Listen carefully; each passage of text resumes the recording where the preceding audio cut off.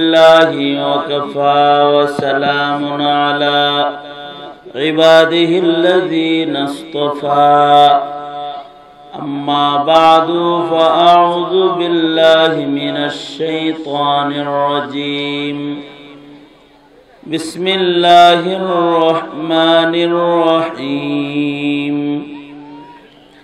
الرحمن علم القرآن خلق الإنسان علمه البيان وقال النبي صلى الله عليه وسلم الناس معادن كمعادن الذهب والفضة خيارهم في الجاهلية خيارهم في الإسلام إذا فقهوا أو كما قال عليه الصلاة والسلام اللهم صل على محمد وعلى آل محمد كما صليت على إبراهيم وعلى آل إبراهيم إنك حميد مجيد اللهم بارك على محمد وعلى آل محمد كما باركت على إبراهيم وعلى آل إبراهيم إنك حميد مجيد بلغ العلا بكماله كشف الدجى بجماله حسنت جميع خصاله صلوا عليه وآله بلغ العلا بكماله كشف الدجى بجماله حسنت جميع خصاله صلوا عليه وآله মদিনাতুল উলুম কওমি মাদ্রাসা আয়োজিত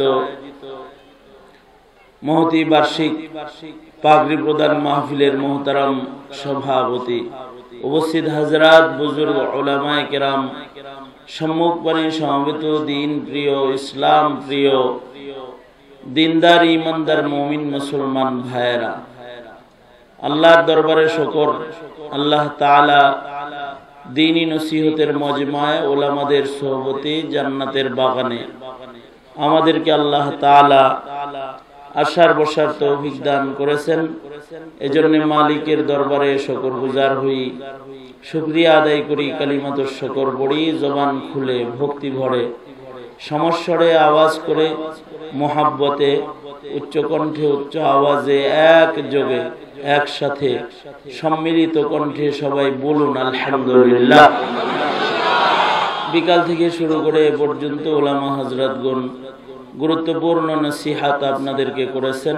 বরকতের নিয়তে সূরাতুর রহমানের প্রথম দিক থেকে তিলাওয়াত করেছি এবং মশহুর একটি হাদিস আপনাদের সামনে পেশ করেছি। এগুলোকে সামনে করে কিছু কথা বরকতের নিয়তে বলা, আল্লাহ তাআলা কিছু উপকারী কথা আপনাদের সামনে আলোচনা করার তৌফিক দান করেন। আপনারা দোয়া করুন, বলুন আমিন। আল্লাহ পাকের মেহেরবানি, আল্লাহ পাকের ফজল আর করম যে আল্লাহ তাআলা আমাদের এই মানুষ বানাইছেন। ইচ্ছে করলে অন্য কোনো প্রাণী বানাইতে পারতেন, বানর বানাতে পারতেন, শৃগাল বানাতে পারতেন, কুকুর বানাতে পারতেন, কিন্তু তা বানান নাই। আমাদেরকে মানুষ হিসেবে পয়দা করেছেন কে? আওয়াজ করে বলুন কে? আমরা মানুষ হিসেবে আমাদেরকে আল্লাহ তাআলা সৃষ্টি করেছেন। কিন্তু মানুষ যে আমরা, এটা আমাদের নিজেদের চিনতে হবে, নিজেদের বুঝতে হবে যে আমরা মানুষ। যতক্ষণ পর্যন্ত কি করলা, এই বক্স বন্ধ করলি কে? টিপে টিপি করস খালি, আগে কই গেছিলি? মানুষ হিসেবে আল্লাহ তাআলা আমাদেরকে সৃষ্টি করেছেন। আমরা যে মানুষ, নিজেরাই যদি এটা না বুঝি যে আমরা মানুষ, তাইলে আমরা আমাদের মর্যাদা, আমাদেরকে শ্রেষ্ঠত্ব আল্লাহ তাআলা যেটা দান করেছেন, নিজে না বুঝলে নিজের শ্রেষ্ঠত্ব রক্ষা করা যায় না। আগে নিজের মর্যাদা নিজে বুঝতে হয়। মানুষ সৃষ্টির শ্রেষ্ঠ। আল্লাহ পাকের যত সৃষ্টি আছে সব সৃষ্টির ভেতরে মানুষকে আল্লাহ তাআলা শ্রেষ্ঠত্বের সুউচ্চ মাকাম দান করেছেন। এমনকি মিন হাইসুল মাজমুআ, সামগ্রিকভাবে মানুষ ফেরেশতার চাইতেও অনেক দামি। সুবহানাল্লাহ বলেন। আমি যেমন শুনতে পাই না, আপনারাও কি শুনতে পান না? পাচ্ছেন তো? তাই মানুষ সামগ্রিকভাবে ফেরেশতার চাইতে দামি। বলুন তো এবার আমার কথা বুঝে থাকলে, আল্লাহর সৃষ্টির ভেতরে সবচেয়ে দামি সৃষ্টির নাম কি? ফেরেশতারা কিন্তু সম্মানিত মুকদ্দাস সৃষ্টি, আল্লাহ পাকের পবিত্র সৃষ্টি। ফেরেশতাদের ভেতরে কোনো অপবিত্রতা নাই। ফেরেশতারা সব পাক, পুত, পবিত্র। এরপরেও ফেরেশতার দাম বেশি নাকি মানুষের? মানুষের। তবে এই কথা বলা জায়েজ নাই যে মানুষ জিবরাইলের চাইতে দামি, মানুষ ইসরাফিলের চাইতে দামি, মানুষ মিকাইল আলাইহিস সালামের চাইতে দামি, মানুষ আজরাইল আলাইহিস সালামের চাইতে দামি। এই কথা বলা কিনা জায়েজ নাই। সামগ্রিকভাবে, সার্বিকভাবে মানুষ ফেরেশতার চাইতে দামি। এই যে মানুষের একটা দাম আছে, মূল্যায়ন আছে, মূল্য আছে, এটা যদি মানুষ নিজেই না বুঝে যে আমি দামি, এটা যদি না বুঝে, তাহলে সে বলবে না আমি বানর। সে এটা বলবে যে আমি মানুষ না, আমি বানর, আমার লেজ পড়ে গেছে, পরে আমি বানর হয়েছি, ঝুলতে ঝুলতে মানুষের মতো দেখা যায়, এটা বলবে। এই কারণে নিজের মূল্য নিজে আগে বুঝতে হয়। একটা গল্প শুনেন। আমার এক উস্তাদ ছিল, মুফতি নোমান আহমদ রহমতুল্লাহ আলাইহি, জামিয়া রহমানিয়া মাদ্রাসার মুহাদ্দিস ছিলেন। দোনো হাত উপরে তুলেন তো আপনারা, আঙুল সোজা করেন, নাড়াচাড়া দেন দেখি। সবাই সমস্বরে জবান খুলে বলেন সুবহানাল্লাহ। সবাই বলছেন নাকি আমরা একা বলাইতেছেন যে দাওয়াত দেন, সে আপনি বলতে বলতে মরে যান? আমরা বলতেছি না। হ্যাঁ, বলেন সুবহানাল্লাহ, আলহামদুলিল্লাহ, লা ইলাহা ইল্লাল্লাহ, আল্লাহু আকবার। আল্লাহু আকবার জোরে বলা সুন্নাত। জোরে বলেন আল্লাহু আকবার। আল্লাহু আকবার জোরে বললে আল্লাহ খুশি হয়, শয়তান নারাজ হয়। আল্লাহু আকবার জোরে বললে রহমত আসে আর ইবলিস শয়তান দূরে চলে যায়। আল্লাহু আকবার বললে, শুনলে মুমিনের ঈমান বাড়ে, ঈমানওয়ালারা খুশি হয় আর নাস্তিকরা নারাজ হয়। বলেন আল্লাহু আকবার। এই একটা তাসবিহ জোরে বলাই সুন্নাত। যত জোরে বলবে তত সুন্নতের কাছাকাছি চলে যাবে। জোরে বলেন আল্লাহু আকবার, আল্লাহু আকবার। দেখেন না, মুয়াজ্জিন যখন আল্লাহু আকবার বলে, আপনারা কি মানে এই সব আমার দিকে কিনা? আমি কিন্তু আগে পরীক্ষা করতেছি। তুমি অন্য বুঝছো কে? প্যান টাইট, ভালো করে বসো। জুতা খুলবা না? জুতা খুললে বসো নাকি যাইবা আবার চলে তাড়াতাড়ি? এই জন্য জুতা পরাই রয়েছে। আমি জুতা খোল, জুতা খুললে বইয়া আছো। ভদ্রলোক রাগ হয়েছে, কই হুজুর কি কামটা করলো?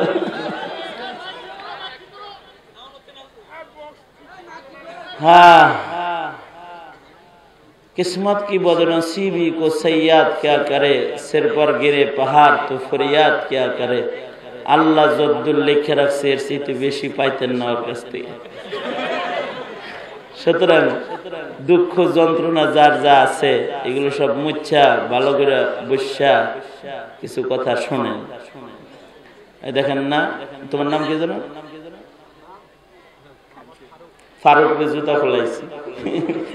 ফারুক জুতা পাই দিয়ে রয়েছে যে ওয়াজ যদি জুত না লাগে তাহলে আস্তে করে আইটা চলে যাবো, ওর জুতা খোলায় ওরে বসাইছি। এরকম আরো যারা আছেন আপনারা এরকম জুতা জাতি খুললা সুন্দরভাবে 2-4টা কথা বললেন, নিয়ত শোনার নিয়ত করেন।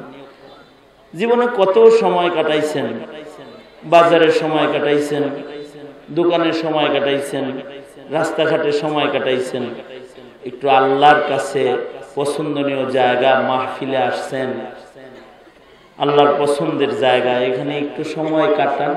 এই সময়টাও জান্নাতের সময় কেনার জন্য ওসিলা হবে। এই কথাটা যারা শুনছেন তারা সুবহানাল্লাহটা বলতে পারছেন, আর যারা খেয়াল করে শোনেন এরকম ছিলেন, বুঝলেন না? এই যে কিছু সময় কাটাইতেছেন, এই সময়টা আপনার জান্নাতের সময় খরিদ করার জন্য সম্বল হবে। এই জন্য খুব অন্যমনস্ক না থেকে ধ্যান খেয়াল এই দিকে করে কিছু কথা শুনলে অনেক দিন মনে থাকবে, আর যত মনে থাকবে কথা তত আমল করা সহজ হয়। যে কোনো জিনিস খেয়াল করে শুনলে মনে থাকে, খেয়াল না করে শুনলে মনে থাকে না। যে কোনো জিনিস খেয়াল করে কাউরে যদি ভালো করে দেখেন তাহলে 30 বছর পরে লোকজন হায় রে কই জানি দেখছিলাম রে তোরে। আর যদি এমনি দেখে যদি চলে যান, পরের দিন যদি দেখা হয় তো কিসে আপনার লোকে না দেখা করলাম জানি না। কোন মানুষকেও যদি ভালো করে না দেখেন তার চেহারা স্মরণ থাকবে, স্মরণ থাকবে। আর যদি ভালো করে দেখেন তো 10-20 বছর পরে ও ভাই আপনার কই জেনে দেখছিলাম, ওই যে বিরল মাহফিলে, স্মরণ থাকবে। ভালো করে দেখলে স্মরণ থাকবে। আমাদের খাসলত হইল আমরা ভালো করে কিছু দেখিও না, ভালো করে কোনো কথা শুনিও না। বিশেষভাবে দিনের কথা ভালো করে শুনি না, দিনদার আলেমদেরকে ভালো করে দেখি না, দিনী কাজ ইবাদত ভালো করে আমরা করি না। খেলাটা যত গুরুত্বের সাথে দেখে, প্লেয়াররে যত ভালো করে দেখে, অত সুন্দর করে কোনো নেককাররে দেখতে চায় না। গুনার কাজ যত গুরুত্বের সাথে করে অত গুরুত্বের সাথে ইবাদত করতে চায় না। ইবাদতে খালি আনমনা ভাব, ভাল লাগতেছে না এরকম একটা ভাব আর কি। আর যদি কোনো গুনাহ করে তো ইহতিমামের সাথে গুনাহ করে। তাকবীরুল্লাহ সহকারে নামাজ পড়বার চায় না, কিন্তু তাকবীরুল্লাহ সহকারে খেলা দেখে। তাকবীরুল্লাহ সহকারে খেলা বুঝছেন? খেলার পয়লা ওই যে বাসি ফু দেয় না, ফু, এইটার থেকে দেখবো, এর লেগে ঘুমায় না, তাকবীরুল্লাহ যেন না ছুটে। যেমন বাংলাদেশে যে বিশ্বকাপ হলো, তাড়াতাড়ি ভাই, বাংলাদেশে যে বিশ্বকাপ হলো, আপনারা বিশ্বকাপের সময় দেখছেন যে সারা রাত যুবকরা জেগেছিল? আপনাদের এলাকায় ছিল? প্রজেক্টরে খেলা দেখছে, লাইভ খেলা। আমি তো দেখছি এক মাহফিলে যাইতে যাইতে এরকমও দেখছি যে খেলা শুরু হইব রাত 12:30টায়, 1টায়। কাকের মতো এমনি কুয়াশার ভিতরে বয়ে রয়েছে, কোনো সামিয়ানা নাই, থার করে কাঁপতেছে আর বয়ে রয়েছে, প্রজেক্টরের সামনে বসে রয়েছে। আমি চিন্তা করলাম যে ওই এত রাত্রে প্রজেক্টরের সামনে বসা, ও কি লেগে বয়ে রয়েছে। পরে চিন্তা করলাম যে ও ঘুমায় নাই, ডরে, এই জন্য ঘুমায় নাই। ঘুমাইলে যদি তাকবীরুল্লাহ ছুটে যায়, এই কারণে খেয়াল নিয়ে বসে রয়েছে ওখানে যে শুরু হইলেই পয়ডা লাত্তিতে দেখুন, প্রথম লাত্তি যেটা ফট করে দিছে, এটার থেকে খেলাটা দেখবো। এর লেগে কোনো ঘুম নাই, না ঘুমায় টিক মেরে বয়ে রয়েছে শীতের ভিতরে। কত গুরুত্ব! এইরকম গুরুত্বওয়ালা একটা নামাজি যদি এলাকায় থাকতো, একটা নামাজি এরকম থাকলে মসজিদ খুশি হয়ে যাবে।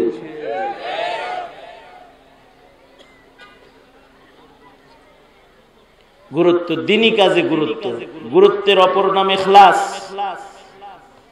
খুশু খুজু, এটা হলো গুরুত্বের জিনিস।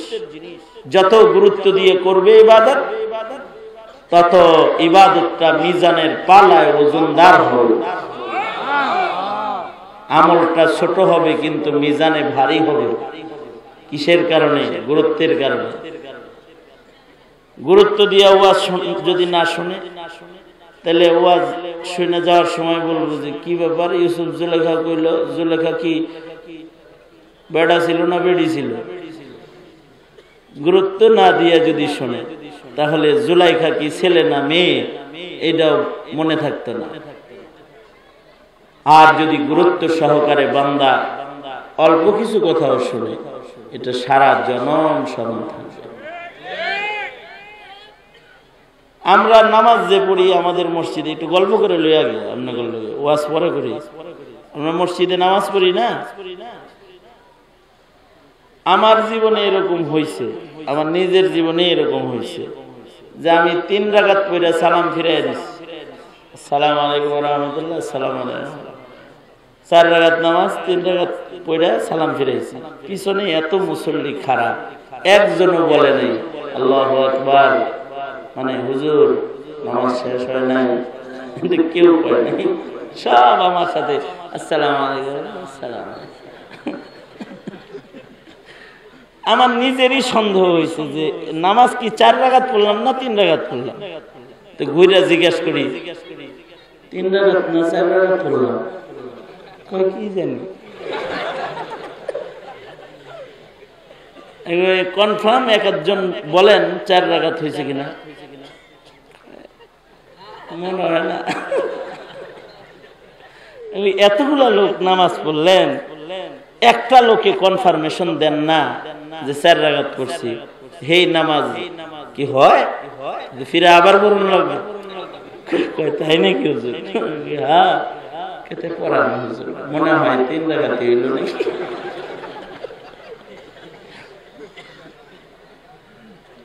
আল্লাহ, প্রথম বৈঠক আর দ্বিতীয় বৈঠক টের পাওয়া যায় না। হ্যাঁ, কারণ প্রথম বৈঠকে ইমাম সাহেব শুধু তাশাহুদ পড়ে, আর শেষের বৈঠকে দরুদ শরীফ, দোয়া মাসুরা যুক্ত করে। তা আমি যখন 3 রাকাত পড়ে বসে বসে সব পড়তেছি, তখনই তো খেয়াল আল্লাহ মুসল্লি হইলে টের পাওয়ার কথা, কি ব্যাপার হুজুর এই কাম করে গিয়া, ঠিক না?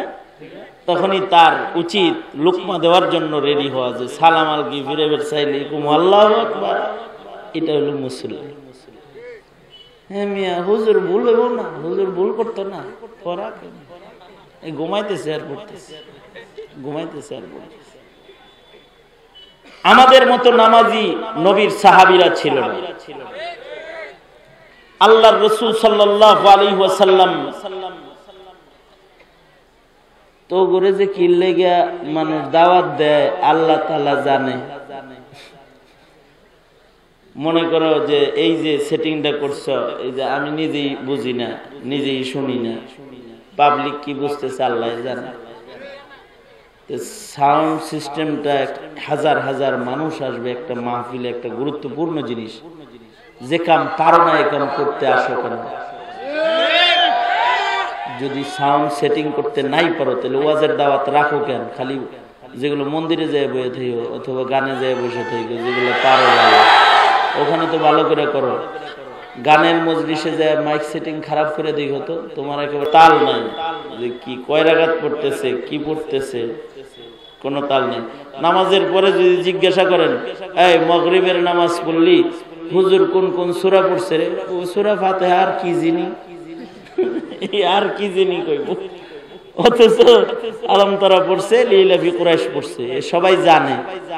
এই সূরাগুলো মুখস্থ আছে মনে করেন, তারপরেও যদি জিজ্ঞান কোন রাকাতে কি পড়ছে, তাকে আমি শুনছি, আমি তো নামাজ পড়ছি।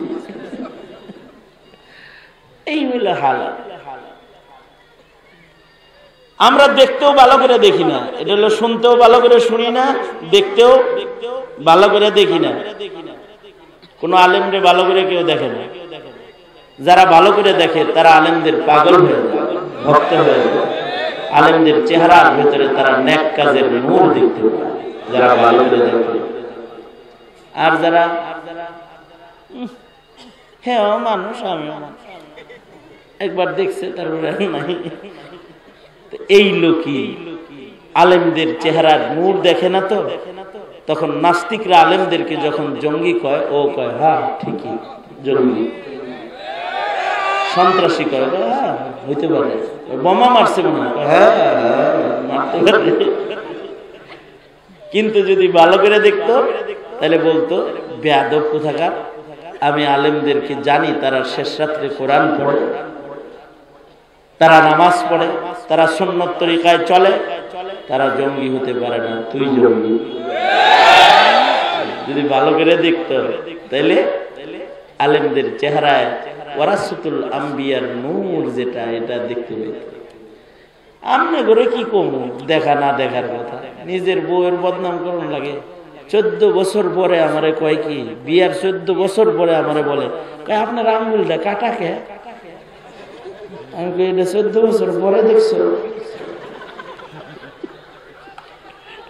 কত বছর পরে?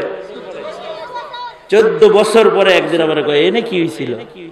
এটা ছোটকালে এমনি করছি, কাটছিল। তো এটা 14 বছর পরে দেখলা কে? এত কিছু খেয়াল করছি নাকি? তা আমি বললাম যে নবীরে যদি সাহাবীরা তোমার মতো দেখতো তাহলে আর কিছু পাইতাম না।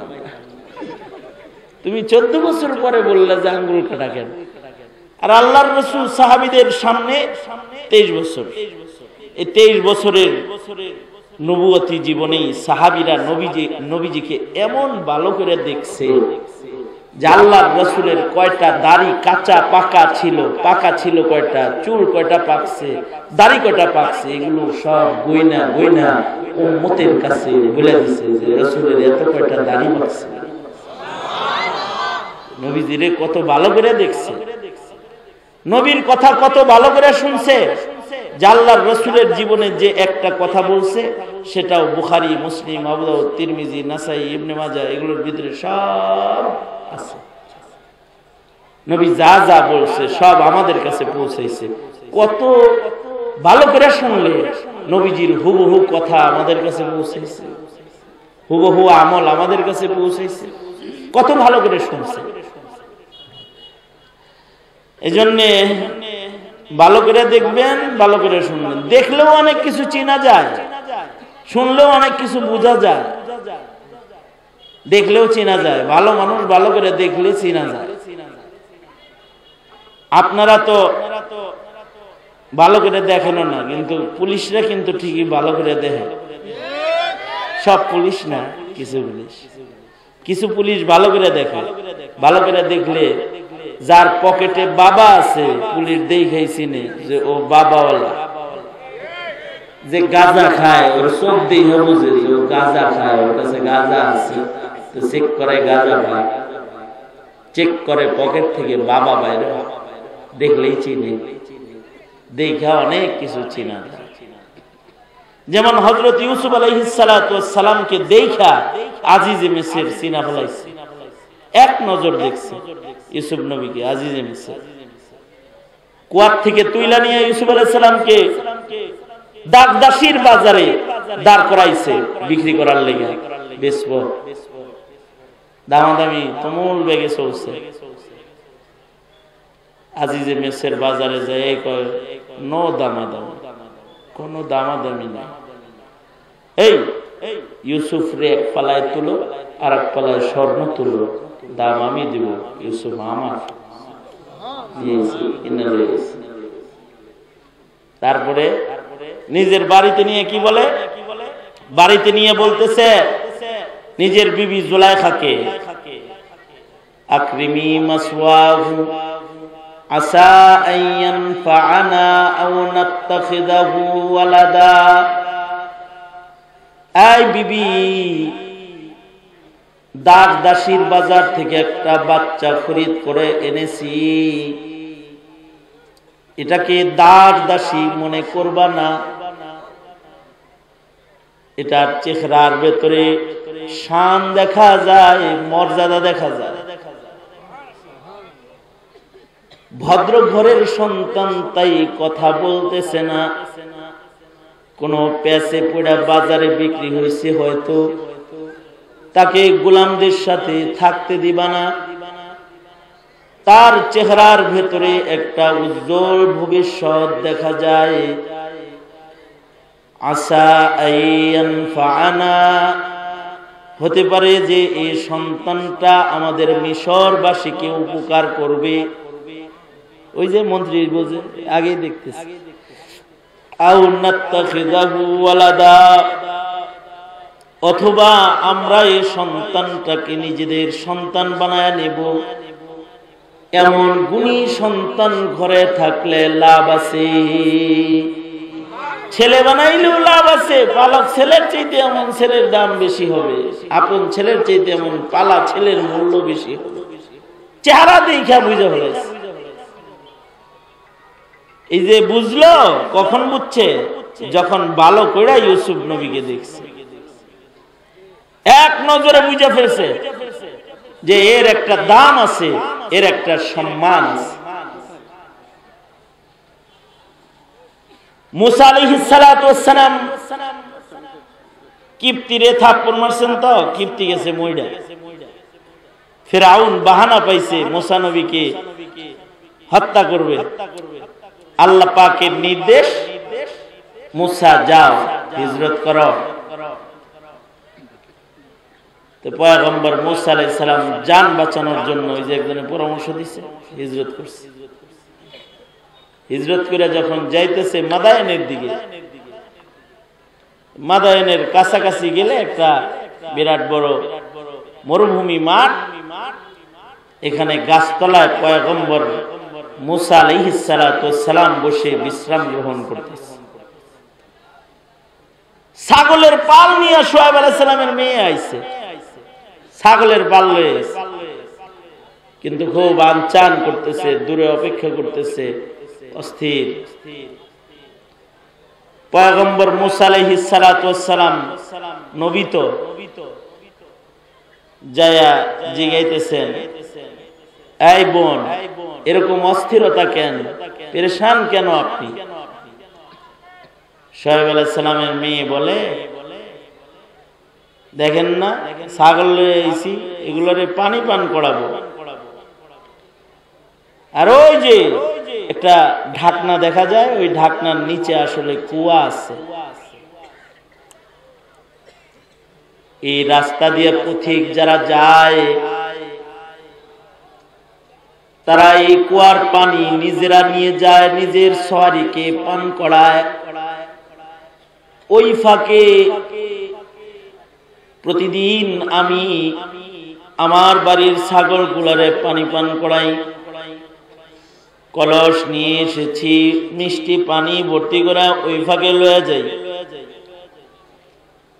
কিন্তু আজকে সন্ধ্যা হয়ে যায়, কোনো কাফেলা এলো না, পানি পান করানো আর হলো না। মনে হয় এ পেরেশানিতে আমি পেরেশান। মুসা আলাইহিস সালাতু ওয়াস সালাম বলে, পেরেশানির কি হইল? কয় ঢাকনাটা সরাইতে অনেক লোক লাগে, একা সরান যায় না। তাহলে ছাগল গুলারে আর পানি পান করানো হবে না। এই পেরেশানিতে অস্থির অবস্থায় আছি। পয়গম্বর মুসা আলাইহিস সালাতু ওয়াস সালাম বললেন, বোন আমার সাথে আসো, আমি ঢাকনাটা সরাই দিই। পয়গম্বর মুসা আলাইহিস সালাতু ওয়াস সালাম বাম হাত দিয়ে ঢাকনাটা ধরে টান দিয়ে সরালেন। নবী তো, নবীর গায়ে শত পুরুষের শক্তি, জান্নাতি পুরুষ। তাও এক একজন পয়গম্বরের গায়ে 100 জান্নাতি পুরুষের শক্তি। এক টান দিয়া বাম হাত দিয়ে ঢাকনা সরায় ফেলেছে। শোয়েব আলাইহিস সালামের মেয়ে পানি পান করাইছে ছাগলরে, নিজের ভাণ্ড পানি দিয়া ভর্তি করা পয়গম্বর মূসাকে জাযাকাল্লাহ বলে গেছে, বাড়িতে চলে গেছে। বাড়িতে যা শোয়েব আলাইহিস সালামের মেয়ে নিজের পিতা শোয়েবকে বলতেছে, আব্বা জান, মরুভূমিতে একটা যুবক দেখে এসেছি, বড় ভদ্র দামি মানুষ দেখে এসেছি, সাধারণ মানুষ নয়। ও আব্বা, ওই যুবকটাকে আমাদের বাড়িতে কাজে রাখলে ফায়দা হবে। ইয়া আবাতিস্তাজিরহু ইন্না খায়রা মান ইস্তাজারতাল কাবিয়ুল আমিন।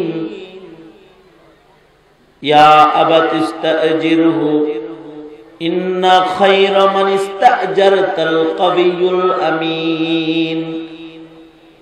একটা মহিলা পয়গম্বর মূসা আলাইহিস সালামের গুণগান গাইতেছে, বলতেছে, বাবা, এমন একটা যুবককে দেখে এসেছি যার ভেতরে অনেক ভালো আছে, অনেক গুণ আছে। তাকে যদি আমাদের বাড়ির কাজের লোক হিসেবে রাখা যায় তাহলে সে একটা আমিন, আমানতদার কাজের লোক এবং শক্তিশালী কাজের লোক। ডাকনা এক প্রাণে উড়া সরায় লাইছে, এরকম শক্তিশালী লোক 10 জনের কাজ একা করতে পারে। তারিকুল রাখালন সে আমিন। বুঝলো কেমনে আমিন? ওই যে পয়গম্বর মূসা মরুভূমিতে মুলাকাত হয়েছে, মরুপ্রান্তরেও নিজে চোখ উঠায়া একটা নারীর দিকে তাকায় নাই, নিচের দিকে তাকায় তাকায় কথা বলছে। চোখের খেয়ানতটা মরুভূমিতেও করে নাই।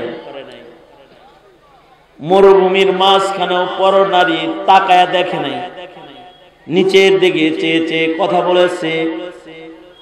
এই যে আমানতদারি, এক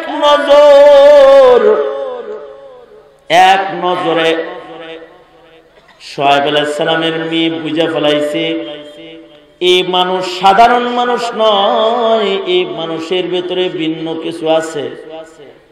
এই যে বুঝলো, এই বুঝার জন্য একটা দৃষ্টি লাগছে, যে দৃষ্টিটা ভালোবাসার দৃষ্টি, যে দৃষ্টিটা উত্তম রূপে কোনো কিছু দেখার দৃষ্টি। এমন চোখ দিয়ে দেখার কারণে নবীর চেহারার নবুয়তের নূর দেখেছে, নবীর আখলাক থেকে তার চরিত্র মেপেছে, বাবার কাছে রিপোর্ট করেছে, ইন্না খায়রা মান ইস্তাজারতাল কাবিয়ুল আমিন।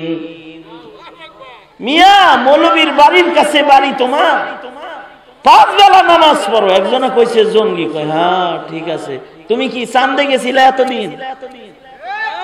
নাস্তিক বলল, তার কথা বিশ্বাস করলে তোমার চোখ নাই?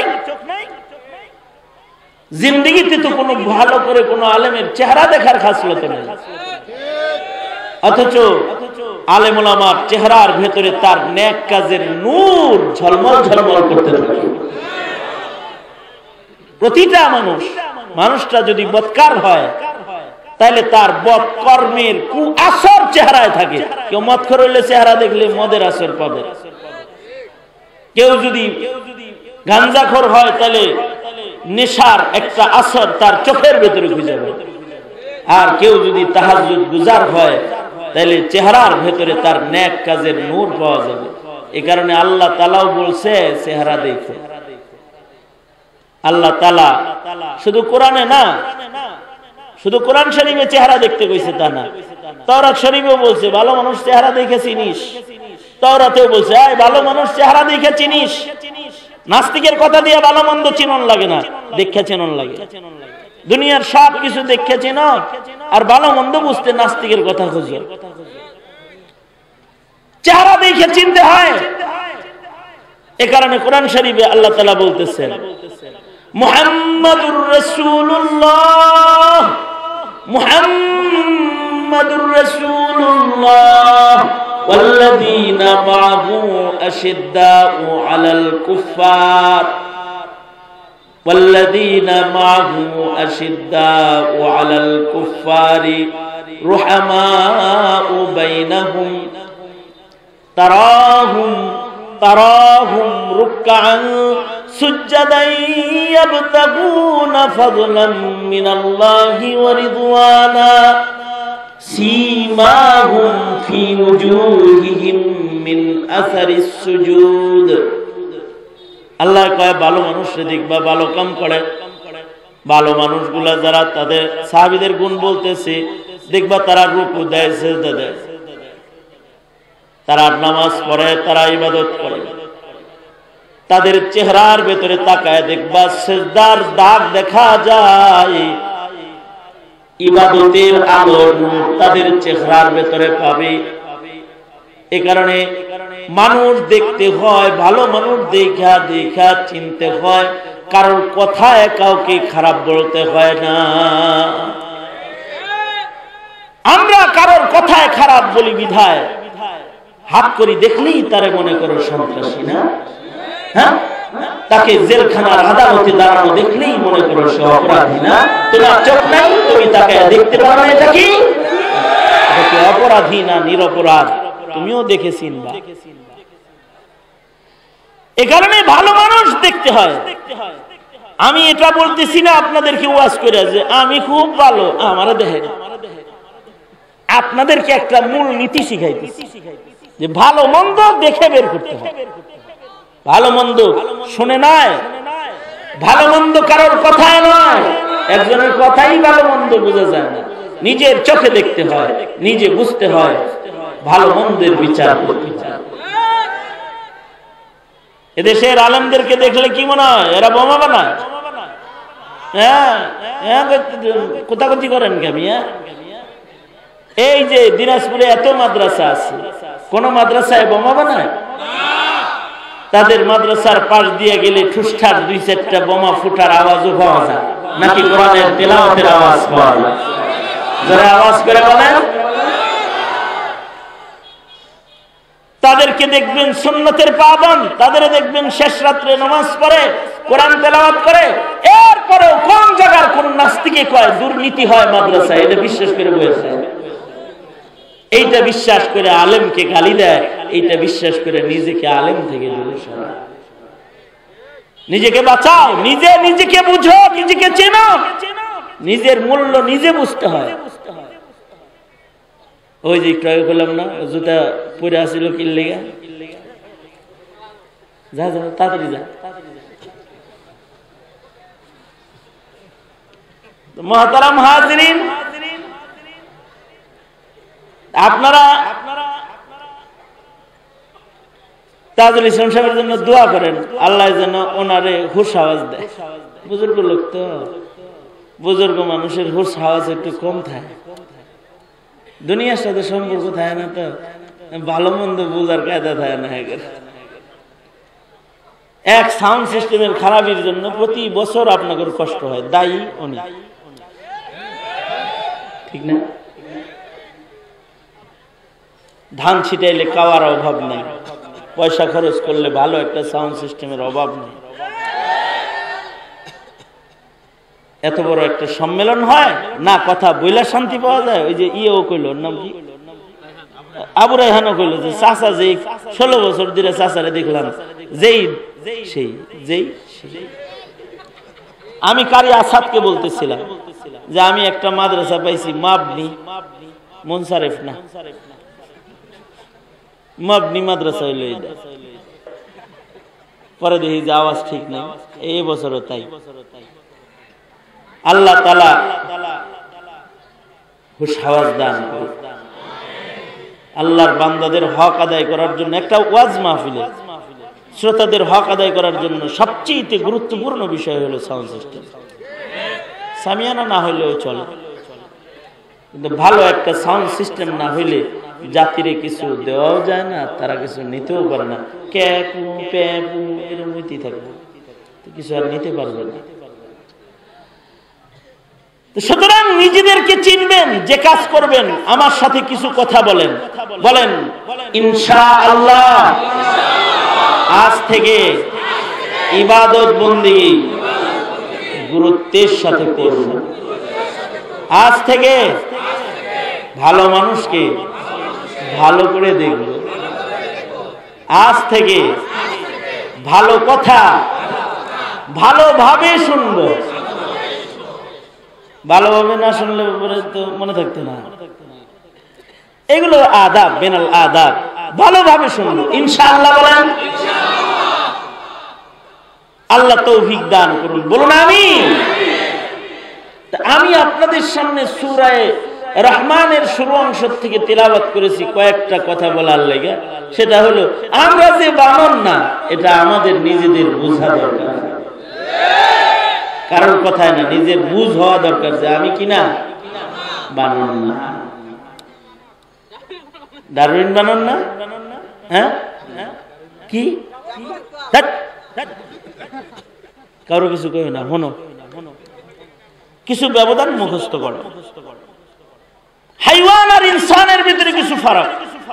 আগে নিজেকে যদি না বুঝে, যে নিজেকে চিনে না, নিজের মূল্য সে প্রতিষ্ঠা করতে পারে না।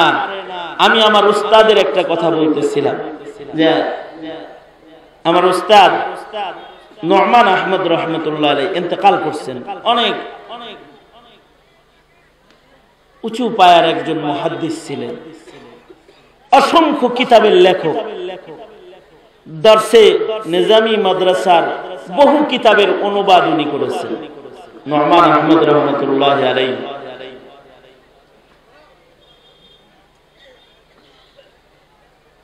এই তোমার না সরতে গেল, এই তোমার না সরতে গেল।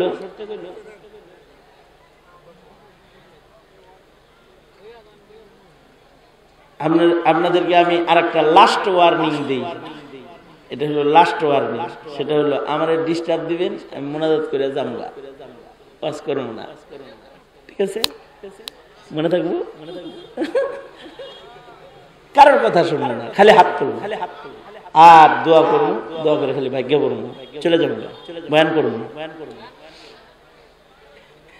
আর যদি বয়ান শুনতে হয় তাইলে এ টু জেড যারা আছেন সামনে ডানে বামে পূর্ণাঙ্গ নীরবতা সহকারে আমার দিকে মুতাওয়াজ্জিহান ইলা জিহাতিল হুজুর, ঠিক আছে?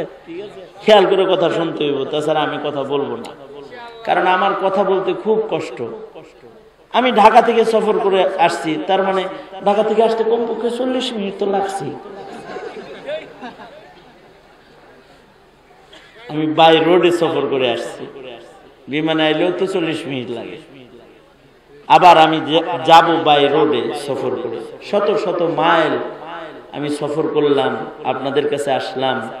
আপনাদের সাথে যদি শান্তিতে একটু গল্পই না করতে পারি, একটু কথাও না বলতে পারি, এর চাইতে বড় বেদনা আর নাই। আমাকে প্রতি বছর যায় ধরে, হুজুর যাইতে হইব আপনার, আমার এলাকার মানুষ খুব লাভ করে। লাভ করে মানে কি জানেন?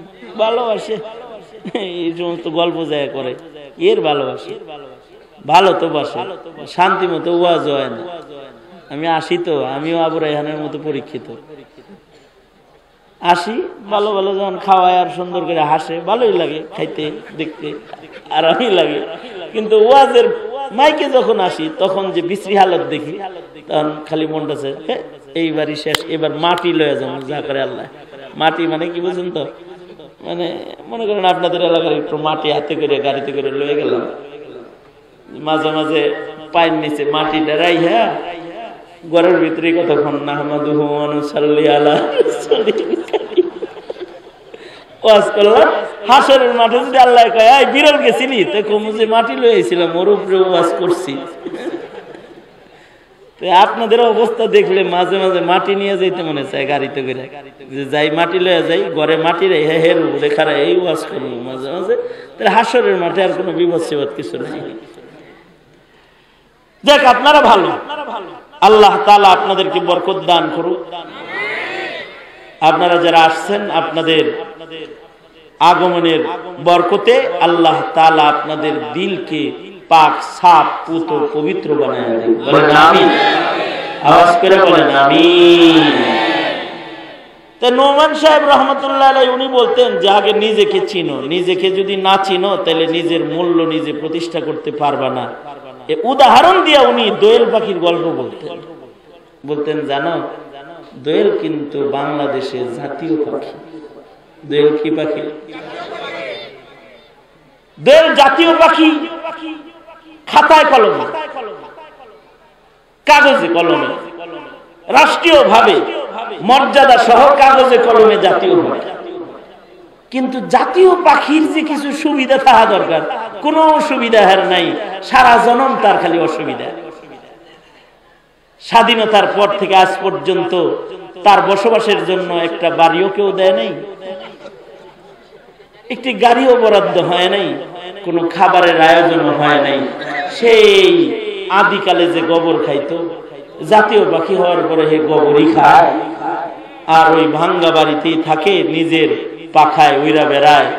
যদি সে নিজে জানতো যে আমি জাতীয় পাখি, তাহলে শেখ হাসিনার বাড়ি ঘেরাও করে বলতো ফাইজলামি করতে আর জায়গা পান না, আমাদের জাতীয় পাখি বানাইছেন, কিছু দিবেন না আমারে।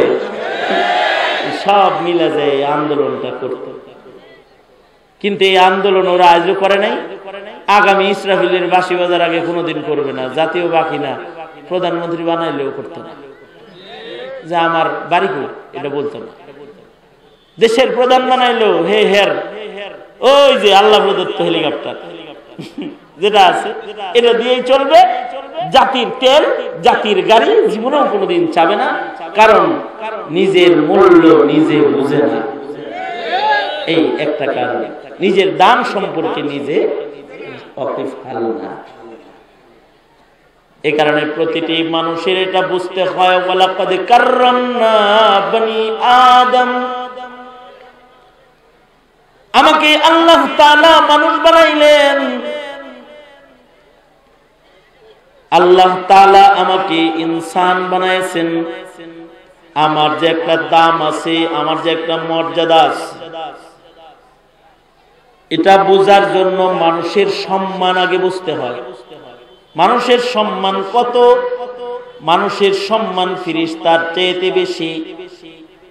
কুল মাখলুকাত যা কিছু আল্লাহ বানাইছেন, এর ভেতরে সবচেয়ে সম্মানিত সৃষ্টির নাম হলো ইনসান। মানুষকে আল্লাহ তাআলা আল্লাহর সব সৃষ্টির উপরে প্রাধান্য, শ্রেষ্ঠত্ব দিয়েছেন এবং সম্মানিত করেছেন। এ কারণেই মানুষের জন্য আল্লাহ তাআলা জান্নাত বানাইছেন। পৃথিবীর আর কোন প্রাণীর জন্য জান্নাত নাই, আর কোন সৃষ্টির জন্য জান্নাত নাই। যতগুলো মানুষ আল্লাহ বানাইছেন ততগুলো জান্নাত আল্লাহ তাআলা বানাইছেন। সবার নামে নামে একটা করে জান্নাত বানাইছেন। মানুষ জান্নাতে আল্লাহর মেহমান হবে, জান্নাতে স্থায়ী হায়াত সৃষ্টির ভিতরে একমাত্র মানুষ পাবে।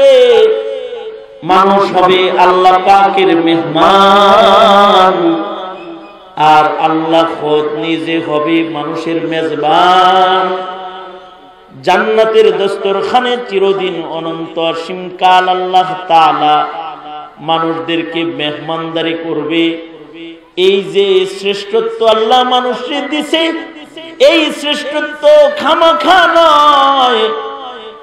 এই শ্রেষ্ঠত্ব পাওয়ার উপযুক্ত মানুষ, কারণ সৃষ্টিগত ভাবেই মানুষকে আল্লাহ তাআলা কিছু আলাদা বৈশিষ্ট্য দান করেছে, যে বৈশিষ্ট্যগুলো পৃথিবীর আর কোন সৃষ্টির ভেতরে আল্লাহ তাআলা রাখেন নাই। সেই বৈশিষ্ট্যগুলির ভেতরে চারটি বৈশিষ্ট্যের আলোচনা আপনাদের সামনে আমি আজকে তুলে ধরি। একটা বৈশিষ্ট্য হইল মানুষকে আল্লাহ তাআলা সুন্দর করে বানাইছে, এটা একটা বৈশিষ্ট্য। মানুষের মতো সুন্দরতম সৃষ্টি আল্লাহ আল্লাহর সৃষ্টি জগতের ভেতরে নাই। মানুষকে আল্লাহ তাআলা স্বহস্তে বানাইছেন, হাত ব্যবহার করে বানাইছেন, নিজের হাতে আল্লাহ তাআলা মানুষকে তৈরি করেছেন এবং সবচেয়ে সুন্দরতম অবয়ব দিয়া আল্লাহ তাআলা মানুষ বানাইছেন। এই কারণে মানুষের সৌন্দর্যকে লালন করতে হয়, মানুষের সৌন্দর্যকে সংরক্ষণ করতে হয়, মানুষের সৌন্দর্যকে যত্ন করতে হয়। পৃথিবীর কোন প্রাণীর সৌন্দর্য যত্ন করা লাগে না, কিন্তু মানুষের সৌন্দর্য যত্ন হয়। মানুষের এক একটা অঙ্গের পিছনে যেই পরিমাণ অর্থ ব্যয় হয়, হাজার হাজার মাখলুকাতের জন্য কোনো খরচ নেই, কিন্তু মানুষের এক একটা অঙ্গ সুন্দর করার লাগে অনেক খরচ। চিন্তা করে দেখেন, শুধু মানুষের চুলের পিছনে কত হাজার হাজার ডলার খরচ হয়। চুল চুল চুল এই চুলের পিছনে হাজার হাজার ডলার খরচ হয়। সারা দুনিয়াতে কি পরিমাণ নাপিত আর সেলুন যে আছে মানুষের চুল ঠিক করার লাগে, আর কত ধরনের কেমিক্যাল, কত ধরনের কসমেটিক্সের যে সৃষ্টি মানুষের চুলের জন্য। চুল রে কত রঙের কালার করবে, কত ডিজাইন করবে। এই যে আমরা এতগুলো মানুষ এখানে আছি, আশ্চর্য সৌন্দর্য মানুষের। একজনের চুলের কাটিং আর একজনের চুলের কাটিং এর সাথে মিল যায়। যারে যেমনে কাটছে হেমনি একটু সুন্দর দেখা যাইতেছে, যেভাবেই কাটতে থাকুক চুল একটু ভালো দেখা যাইতেছে। এক একজনে এক এক কাটিং এ কাটতেছে। মানুষের চুল আর মুছ কাটার লেগেও ক্যাটালগ বই আছে। আমি চায়নাতে এক সেলুনে ঢুকছি মুছ কাটার লেগে শুক্রবারে সকালবেলা, আমার সামনে ক্যাটালগ বই দিয়া কয় আপনার চয়েস কোনটা, কোন ডিজাইনে কাটবে একটু চয়েস করে দেন, এনি চয়েস। কাটবো মুছ হেডের আবার চয়েস। আর এই মেশিন মার, মেশিন ডাইরেক্ট মেশিন মার, কোনো চয়েস, নো চয়েস। ছোট বিড়ালা মানুষের মুছ কাটার ক্যাটালগ বই আছে। আর চুলের ডিজাইন তো সেলুনে ঢুকলেই দেখবেন ডানে বামে লাগানো আছে, বলবে যে এটা এটা এটা না এটা কোনটা কাটো। মানুষের পোশাক শিল্পে কত খরচ আছে, শুধু পোশাক শিল্পে। এইখানে যত মানুষ বসছি সবাই কোনো না কোনো দর্জিরে টাকা দিয়া অথবা কোনো না কোনো দোকানে পয়সা দিয়া জামা পছন্দ মতো কিনা গায়ে দিয়া বইছে। কত সুন্দর লাগতেছে। এক একজনের চেহারায় এক এক ধরনের সৌন্দর্য ফুটে উঠছে শুধু পোশাকের কারণে। কোন পশু পাখির এরকম জামা কাপড় পরায় দেখেন তো কিরকম দেখা যায়। পশু পাখিকে যদি জামা কাপড় পরায় ওর সৌন্দর্য ঢেকে যায়। হরিণরে যদি জামা পরান আর যদি ওর মাথার ভিতরে যদি পাগড়ি বেঁচায় দেন, তোর একটা পাগড়ি বেঁধে দিই, কিরকম দেখা যায় চিন্তা করে দেন। কিন্তু মানুষ কত সুন্দর সৃষ্টি, এটাকে যত ডাকতেছে তত সুন্দর লাগতেছে। খালি গায়ে ছিল একটু অসুন্দর লাগছে, গেঞ্জি পরছে তো একটু ভালো লাগতেছে। এবার একটা শার্ট গায়ে দিছে আর একটু ভালো লাগতেছে, এর উপরে একটা কোট গায়ে দিছে আরো সুন্দর লাগতেছে, টাই একটা ঝুলাইছে ভালোই লাগতেছে। আবার দেখবেন কাবা শরীফের ইমামকে দেখবেন বিশাল এক আবা এইটা দিয়া নিজের আপাদ মস্তক ঢাকছে। সুদাইসি সাহেব কি ফাইন লাগতেছে। রুমালটাকে এইরকম ঘুমটা দিয়ে চেহারা ঢাকা লাইছে, একটু একটু দেখা যায়, লাগে যেন যে ওইটুক দিয়েই চাঁদের আলোর ফোকাস মারতেছে। যত ডাকতেছে তত ভালো লাগতেছে।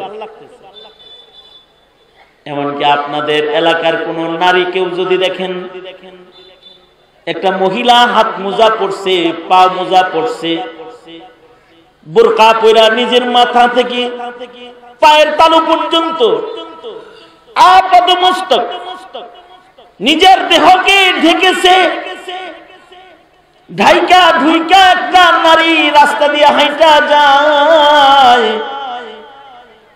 তারপরেও মনে হয় যেন যে রূপবতী এক আল্লাহর অনন্য সৃষ্টি, কোন হুর হেঁটে চলে যায়, এটা ঢাইকা রাখছে কিন্তু তারপরেও সুন্দর দেখা যেতেছে। কালো কুচকুচে পোশাকে নিজেকে ঢেকে আবৃত করে একটা নারী হেঁটে চলে যায়, তারপরেও তার সৌন্দর্য ঢাকে না। তাকে আল্লাহ তাআলা সুন্দর করে বানাইছে। একটা কালো মানুষ কিন্তু তারও আয়না লাগে, সে সাজুগুজু করে। কালা মানুষ, তারও সৌন্দর্য আছে, সে তার সৌন্দর্যকে যত্ন করে। আল্লাহ তাআলা মানুষকে যে আলাদা নিয়ামত দিয়েছেন, তার ভেতরে একটা নিয়ামত হলো সৌন্দর্যের নিয়ামত। কখনো কখনো সুন্দর মানুষের চাইতে কালো মানুষকেও সুন্দর দেখা যায়। আমি নিজে এক মাহফিলে বয়ান করতেছি, ওই মাহফিলে এক সভাপতি সাহেব আসছে, এর নাম হলো মুফতি এনায়েতুল্লাহ সাহেব, ভৈরবের এক মসজিদের ইমাম সাহেব। আলেম বড় ভালো, ওয়াজ বড় সুন্দর করে, কিন্তু আমি ওনার দোষ বলতেছি না, মানে ওনার প্রশংসা গাইতেছি। এটা একটা, ওনার চেহারা এত কালো যে চুল আর চেহারা সেম সেম প্রায়, এত কালো। কিন্তু এক মাহফিলে আমি বসে রয়েছি, এই মিয়া সুন্দর করে সাজ্জা গুজ্জা আইছে, সুন্দর একটা সোনালী চশমা পরছে, একটা পাগড়ি মাথায় দিছে, সাদা ধবধবে জামা গায়ে দিছে, হাতে সুন্দর একটা তসবিহ আছে, শীতের দিন কাশ্মীরি শাল একটা গায়ে দিয়া জিকির করতে করতে আস্তে করে পাশে বসে বসে যখন হাসি দিয়েছে, মুক্তার মতো দাঁত গুলা বাইরে হয়ে গেছে। লোকজন আমারে দেখাবার দেহারে দেখতেছে। চিন্তা করলাম, কালো করে আল্লাহ বানাইছে, কিন্তু কত সুন্দর মানুষ তাকায়া দেখতেই থাকে। লাকাদ খালাকনাল ইনসানা ফি আহসানি তাকওয়িম। মানুষকে আল্লাহ তাআলা সুন্দর করে বানাইছেন, শ্রেষ্ঠ সুন্দর করে বানাইছেন। এজন্য মানুষের সৌন্দর্য শুধুই মাত্র মানুষ দেখে তা না, মানুষের নিজের সৌন্দর্য নিজেও দেখে।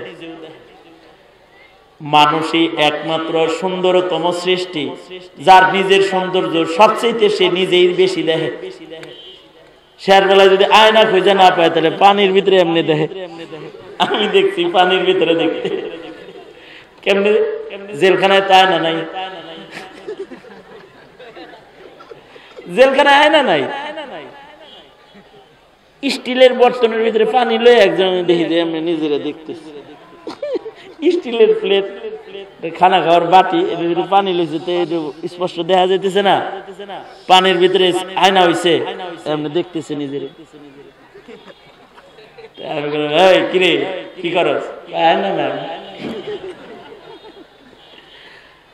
জেলখানায় আয়না নাই। কেন কেন আয়না নাই? আয়না তো গ্লাসের, কাচের। অনেক সময় করে কি, এই আয়না দিয়ে আসামি আত্মহত্যা করে, নিজের পেট নিজে কাটটা গুলি বের করে আত্মহত্যা করে। এ কারণে জেলখানায় আয়না নাই। কিন্তু মানুষ এমন সুন্দর সৃষ্টি, নিজের সৌন্দর্য নিজে সবচেয়ে বেশি দেখে এবং সবচেয়ে বেশি যত্ন করে। এই কারণে আল্লাহর রাসূল মানুষকে আয়না দেখার দোয়াও শিখাইছে। এত আয়না যেহেতু দেখো, তো দোয়া পড়ে পড়ে দেখো, সব কামাই করো। আল্লাহর রাসূল আয়না দেখার দোয়া শিখাইছে। কেন? এই দৃষ্টিটাও যেন ইবাদত হয়ে যায়। আল্লাহু আকবার, জোরে করে বলেন আল্লাহু আকবার। মানে আমাদের আয়না দেখার দৃষ্টিকেও ইবাদত বানাইবার জন্য নবীজি দোয়া শিক্ষা দিয়েছে। আমাকে তো আয়না দিত না, শুক্রবারে কইতাম যে প্লিজ একটু আয়না দেন। কেন? শুক্রবারে একটু, শুক্রবারে শাস্তি। তাই জিগাইতো, কি এত শাস্তিছেন, কে জামিন হইছে নি? না, শাস্তিছি শুক্রবার, তো শুক্রবারে একটু সাজুগুজু করলেও সওয়াব আছে। জুমাবার না, জুমাবারে সাজলেও সওয়াব আছে। আমলে জুমা কেন নামাজ পড়তে যাইবেন? গেলামই নয়, যাইতে দিব আপনারে। না দিল, কিন্তু আমি তো রেডি হইতে পারি, রেডি হইলে তো সব পাইতে পারি। রেডি হইয়া শিখ পর্যন্ত যাই, সব বাকিটা আল্লাহ দেওয়ার মালিক। তা আমরা শুক্রবারের সকাল বেলায় সাজুগুজু করে সুন্দর জামা গায়ে দিয়া গেটের কাছে যায় খাড়ায় থাকতাম। হুজুর দাঁড়ায় রয়েছেন, কে জামিন হইছে? না, জুমা পড়ার লেগে সাজ্জা যাইছি। দিব না তো যাইতে হুজুর।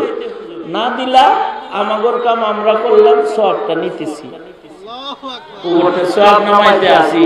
তুমি না দিলা তোমার ব্যাপার। তো মানুষ সাজুগুজু করে, নিজের সৌন্দর্য নিজে দেখে। এমন কি মানুষ নিজের যে পোশাকটা হে ছাড়া আর কেউ দেখে না, সেটাও সুন্দর কিনে। যেমন গেঞ্জি, গেঞ্জি নিজের এমন পোশাক হে ছাড়া আর কেউ দেখে না। এটা শার্টের নিচে পড়ে থাকে, তাও এটা দেখার সময় কিরম মোলায়েম কিনা, ডিজাইনটা কিরম দেখে কিনে। আশ্চর্য বিষয় হলো, বিমানের ভেতরে একবার আমার একজন আইসা কয়, হযরত এনি মার্কেটিং করবেন, কোনো কিছু কিনবেন? বিমানের ভিতরে মার্কেটিং? কয় যে সব আছে। কি কি আছে? কি কি বেচবা? কয় সেন্ট, পারফিউম, আতর, চশমা, ঘড়ি, ব্র্যান্ডের সব আছে। এনি চয়েস দেখেন।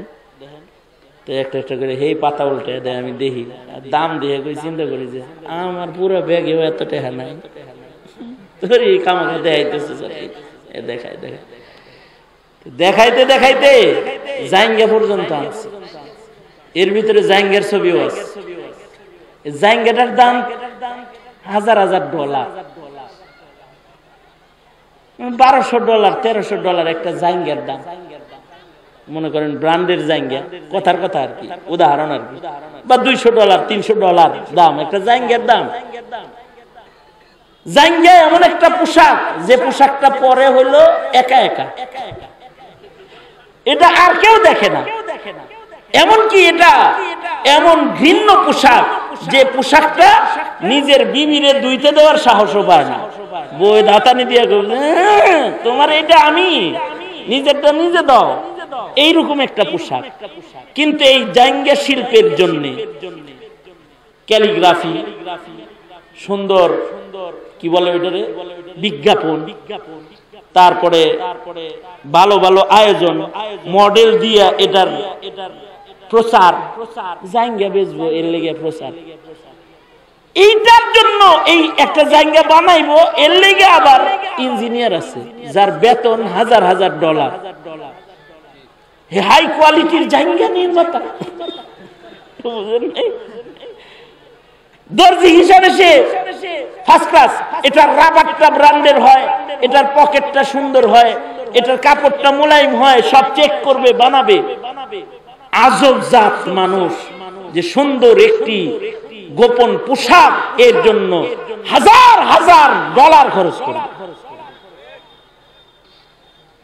পৃথিবীর কোন সৃষ্টির পিছনে এরকম খরচ নেই, সব সৌন্দর্যের খরচ।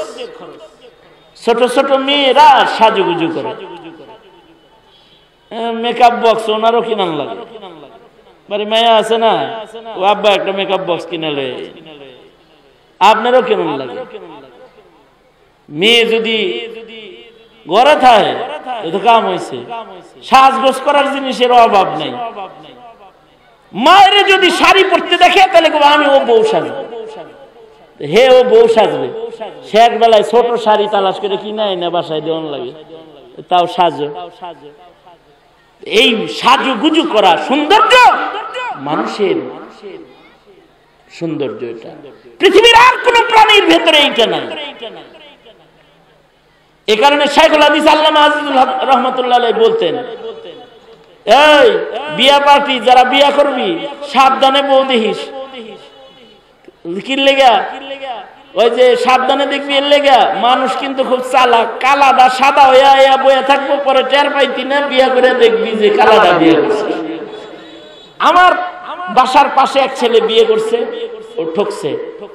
তা আমার বিবি সাহেবা কয়, অমুকে যে একটা বিয়া করলো, এটা একটা কাম করলো, ওর সাথে কুফু হয়েছে, ওর চেহারার লগে মিলে না, ওর বংশের লগে মিলে না, একটা দৈরাল হয়েছে, অনেক আগের কথা। তা আমার সাথে দেখা, তো আমি বললাম কিরে তুই হলো ধরা খাইছস? কয় জি হুজুর। কেমনে খালি ধরা? কয় হুজুর মিস কল দিয়ে ধরা খাইছে। তখন অ্যান্ড্রয়েড ফোন আসে নাই, মিস কলে ধরা খাইছে। আমি বললাম মিস কল কেমনে হইলো? একটা মিস কল ঢুকলো, কল ব্যাক করলাম, দেখলাম কচি কচি কণ্ঠ, মহিলা কণ্ঠ। কল ব্যাক করলাম, কথা বলি, কথায় কথায় কথায় কথায় এই যে আমার গলার মালা হয়ে গেল। আমার ছাড়া বাঁচে না, আমিও হেরে ছাড়া বাঁচি না, কিন্তু আমার লগে দেখা করে। একদিন বললাম এই তোমার সাথে একদিন দেখা হোক। না, আমারে দেখে কি লাভ? আমারে দেখলে তোমার পছন্দ হইব না এটা আমিও জানি, দেখার দরকার নাই। তুমি তোমার জায়গায় থাকো, আমি আমার জায়গায় থাকি। আজ থেকে তোমার আমার প্রেম প্রীতি এখানেই করো, কারণ তোমার সাথে আমার বিয়েও হবে না, দেখলে তুমি আমার পছন্দও করবে না, তোমার সাথে প্রেম করে কোনো লাভ নেই। তো এই কথা বলে যখন ফোনটা কাটটা দিল হুজুর, মনে হয় যেন যে আমার কলিজার ভিতরে পার দিল। পরে আমি কি করলাম, আমি উল্টা ফোন দিয়ে কইলাম যে দেখো তুমি কালা হও আর অসুন্দর হও, যাই হও, প্রেম জীবনে একটাই করে মানুষ, আমি তোমার সাথে করছি, আমি তোমাকে ছাড়া বাঁচবো না, আমি মরে যাবো, এই কথা বললাম। ঠিক তো, বিয়ে করবা তো আমারে? হ্যাঁ। আমি বললাম হ্যাঁ করবো না মানে তোমারই বিয়ে করবো। কয় তাহলে no park no any area, সোজা কাজী অফিস, ঠিক আছে রাজি? আমি কইলাম রাজি। তো কাজী অফিসে আইছে হুজুর, সাজ্জা গুজা আইছে, চেহারা দেখলাম চকচকাই দেখা যায়। ওটা যে মেকআপ ছিল এটা কি আর আমি জানি? বিয়ে করছি, বিয়ে করে খালার বাড়ি লয়ে গেছি, পালাইছি। ওখানে যায় যখন হুজুর গোসল করছে তখন দেখলাম সাড়ে সর্বনাশ করছে। আসলে তো কালো, সাদা সেজে মেকআপ করে আমার সামনে আইছে, টের পাইছি না যে এই রুম কালো, এটা টের পাইনি। মানুষ চালাক প্রাণী যে অসুন্দরকে সুন্দর বানায় পেশ করে। এই জন্য শাইখুল হাদিস আল্লামা আজিজুল হক সাহেব বলতেন ছাত্রদেরকে, আই মেয়ে দেখতে যায়, মেয়েরে সূরা ফাতিহা দোয়ায় কোনতে এগুলো জিজ্ঞাসা করার দরকার নেই, ডাইরেক্ট কবি ওযু করো। ছাত্ররা কয় হুজুর ওযু করতে কইলে কি লাভ? কয় ওযু করতে কইলে অনেক লাভ আছে। একটা লাভ হলো সে নামাজি না বেনামাজি ওযুর বাদ দিয়ে বুঝা লাভ। দ্বিতীয়ত ওযু যেহেতু পারে তাহলে নামাজ পড়ে, যে নামাজ পড়ে সে গুনাহ কম করে। সবচেয়ে বড় ফায়দা হলো ওযুতে যখন মুখ ধুইব আর হাত ধুইব, যদি মেকআপ করে আসে এটা ধুয়ে যাইব, এর পাবি যেটা কালা না সাদা। কারণ মানুষ চালাক প্রাণী, মানুষকে আল্লাহ আকল দান করেছেন, এ কারণে মানুষ মঙ্গলে যায়, মানুষ প্লেনে চড়ে, মানুষ সাগর চিরে সাগরের মাঝখান দিয়ে জাহাজ নিয়ে পার হয়ে বেরিয়ে যায়। পৃথিবীর কোনো প্রাণী পারে না। এবং আপনারা সারা দুনিয়াতে একটা প্রাণী এমন পাবেন না যে মানুষরে রাখাল বানাইছে, মানুষরে গোলাম বানাইছে নিজের, পাইবেন না। কিন্তু বহু প্রাণীকে পাবেন যাদেরকে মানুষ তাদের গোলাম বানাইছে। কুকুরে গোলাম বানাইছে, হাতিরে গোলাম বানাইছে। এইরকম দেহ বন ছাড়ায়া ওরে আবিয়াত বানায়া নিজের ঘরে বাইন্দা থুয়ে দিছে মানুষ। হাতিকে নিজের ঘরে আটকায় রেখেছে। শুধু তাই না, এই হাতি দিয়ে ইনকাম করে খায়। রাস্তায় মাঝে মাঝে দেখবেন হাতিতে আপনাদেরকে থামায়া দিবে। আমি এরকম বিপদে মাঝে মাঝেই পড়ি রাস্তাঘাটে, হাতিয়ে গাড়ি থামায়, চান্দা চায়। বাপ দেখলে মনে হবে হাতি নিজেই চান্দা চায়, ওর অনেক টাকা দরকার, এরকম ভাব মনে হবে। সুর দিয়া গাড়িটা থামাইবো, থামায় করবো দাও, মানে সুর দিয়ে দিব। যদি টাকাটা পছন্দ না হয় তাহলে ছাইরা দিবে, তার মানে বড় নোট দেবে। কারণ আসলে ওর পছন্দ অপছন্দ না, ওর ঘাড়ের উপরে যিনি বসে রয়েছে তিনি খালি বলতেছে এটা নিস না, এটা নিস না, এটা নিস না, সামনের দিকে ইশারা দিতেছে, বাস এটা ছাড়তে চলবো না, চলবো না, চলবো না। এবার যখন ভালো নোট বের করছে তো এবার অন্যদিকে তাকায় রয়েছে মাউত। তারপরে ওই হাতির পিঠে বসাই চিকন মানুষটা আস্তে করে ইশারা দিছে, এটা ফাট করে লয়ে লইছে, নিয়া নিজের মনিবের হাতে দিয়ে কইছে না কামাই রুজি করে খাইয়ে চাল ডাল কিনাবে। টাকাটা নিল, নিয়ে একটা মানুষকে দিয়ে দিল। মানুষের এই বুদ্ধি পৃথিবীর আর কোন প্রাণীর নাই যে কাউকে কব্জা করবে, মুসাখখার করবে। এই ব্রেন আল্লাহ তাআলা মানুষকেই দান করেছে। মানুষ সাপ দিয়ে ইনকাম করে, বানর দিয়ে ইনকাম করে, শিম্পাঞ্জি দিয়ে ইনকাম করে, বাঘ দিয়ে ইনকাম করে, কুমির দিয়ে ইনকাম করে, খেলা দেখায়। বুদ্ধিমান প্রাণী বিধায় তাদের প্রাসাদ নির্মিত হয়, মানুষের জন্যই প্রাসাদ নির্মিত হয়, ভবন নির্মিত হয়, রাজবাড়ি নির্মিত হয়। মানুষের বুদ্ধি থাকার কারণে রকমারি ডিজাইনের বাড়ি হয়, সুন্দর সুন্দর গাড়ি নির্মিত হয় মানুষের জন্য, পৃথিবীর কোন প্রাণীর জন্য নির্মিত হয়। তবে মানুষের সুরতের সৌন্দর্য মানুষের আসল সৌন্দর্য নয়, মানুষের আকলের সৌন্দর্য মানুষের আসল সৌন্দর্য নয়, মানুষের ভাষা সৌন্দর্য মানুষের আসল সৌন্দর্য নয়। রকমারি ভাষা আল্লাহ তাআলা মানুষের দান করেছেন।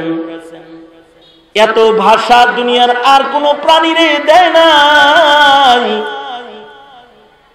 আল্লাহ তাআলা প্রত্যেকটা মানুষের কণ্ঠের আওয়াজকে আলাদা আলাদা বানাইছেন। আমি বয়ান করতেছি, দূর থেকে শুনে বোঝা যায় ওই কথা, আর একজন কথা বলবে দূর থেকে বোঝা যাবে আব্দুল বাসেত খান কথা কয়, দূর থেকে বোঝা যাবে অলিবুরি কথা কয়। কিন্তু সব প্রাণীর আওয়াজের ভেতরে একরকম আওয়াজ। আপনার বাড়ির কুত্তা গাও গাও করে না, পাশের বাড়িটা করে বুঝবেন না, সেম সেম আওয়াজ। আপনার ঘরেরটা মেও মেও করে নাকি আর একটা মেও মেও করে বুঝবেন না, সেম সেম আওয়াজ। কিন্তু মানুষের ভেতরে আওয়াজের ব্যবধান, মানুষের চোখের ব্যবধান, মানুষের ফিঙ্গারের ব্যবধান। একজনের ফিঙ্গার আর একজনের সাথে মিলবে না। আজব আজব যোগ্যতা মানুষকে আল্লাহ দান করেছে। সবচেয়ে বড় যোগ্যতা হলো মানুষ আবিদ, মানুষ ইবাদতকারী, মানুষ আখলাকওয়ালা সৃষ্টি।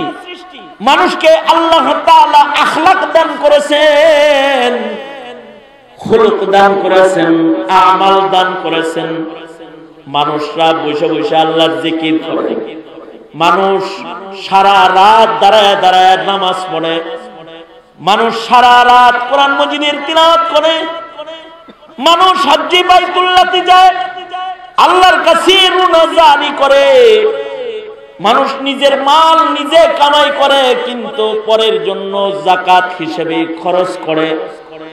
মানুষকে আল্লাহ তাআলা ইবাদতের সৌন্দর্য দান করেছেন।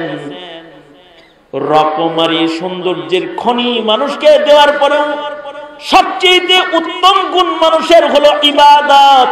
যে ইবাদতের জন্য আল্লাহ তাআলা মানুষ বানাইছেন। ওমা খালাকতুল জিন্না ওয়াল ইনসা ইল্লা লিয়াবুদুন। মানুষকে আল্লাহ তাআলা ইবাদতের জন্য বানায়, ইবাদতের মাধ্যমে মানুষকে রবের প্রেমিক বানাইছে। এ কারণে মানুষরাই আল্লাহর সাথে প্রেম করে, ইবাদতের মাধ্যমে মানুষ আল্লাহর প্রেমিক হয়।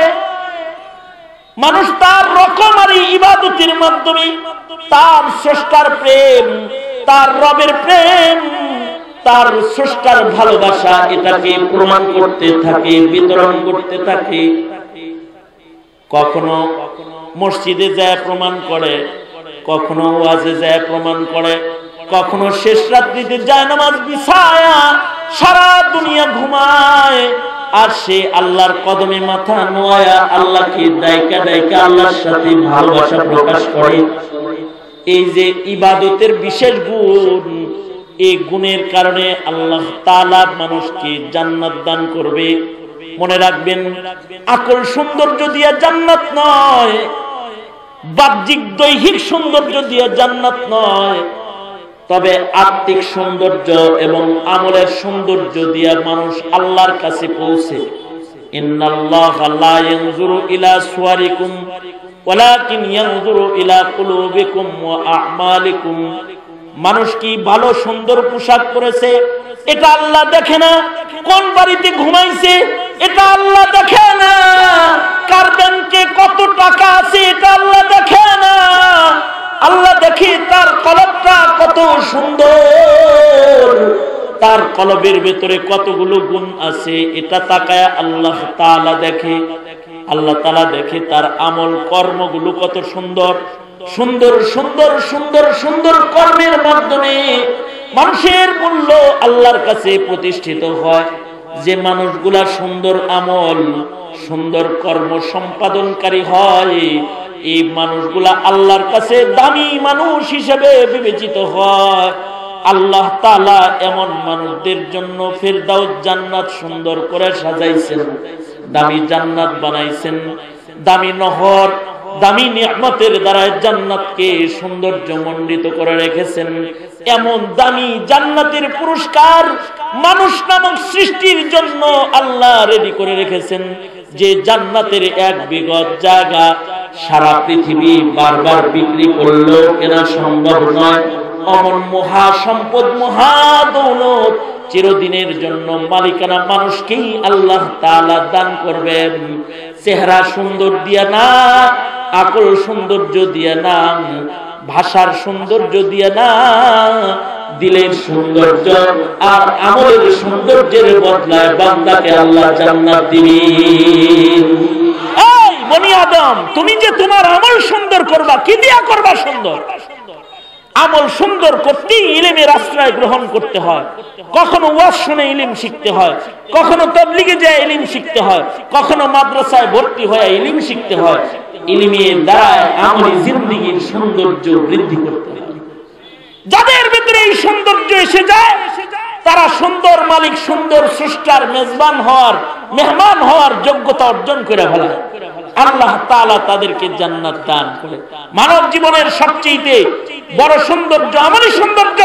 চুল কাটার সৌন্দর্য তোমার জীবনের শ্রেষ্ঠ সৌন্দর্য না, পোশাক সুন্দর পরার সৌন্দর্য এটা তোমার জিন্দেগীর শ্রেষ্ঠ সৌন্দর্য না। তোমার জিন্দেগীর শ্রেষ্ঠ সৌন্দর্য হলো তোমার আমলের সৌন্দর্য। এই জিনিসটা বোঝা চাই এবং আমলি জিন্দেগীর মেহনত করা চাই। 5 ওয়াক্ত নামাজ পড়ো, রোজার মাস আমলের মাস আসতেছে। 1 মাস আমল করবা, সিধা জান্নাতে প্রবেশ করবা। এক একটা রোজা তাকওয়ার এক একটা ট্যাবলেট। 30টা রোজা রাখবা, পূর্ণাঙ্গ দিল সাফ হয়ে যাবে, মুত্তাকি হবা।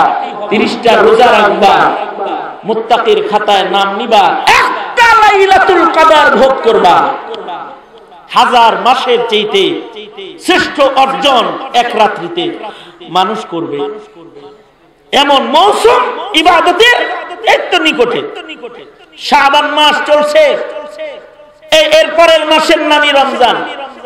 আশ্চর্য একটা সুন্নত হলো শাবান মাসে আল্লাহর রাসূল আয়োজন করে নফল রোজা রাখতেন। শাবান মাসে নবী সবচেয়ে বেশি রোজা রাখতেন। আমাদের ঘরের নারীরা নফল রোজা বেশি রাখে, কিন্তু নফল রোজার জন্য সেহরি রান্না করে না, ওই চিরা মুড়ি খায়া নফল রোজা করে ফেলা। হযরত আয়েশা সিদ্দিকা বলেন, শাবান মাসে আমি আয়োজন করে নবীজির সাথে রোজা রেখেছি। আল্লাহর রাসূল শাবান মাসে পুরো মাস রোজা রাখতেন, মাসব্যাপী রোজা রাখতেন। পুরো মাস না রাখতে পারেন, 2-4টা নফল রোজা কমস কম শাবানে রাখেন। রাসূল শাবানে রোজা রাখতো, আইয়ামে বীজের রোজা রাখেন, সপ্তাহে 2-4টা রোজার আমল করেন।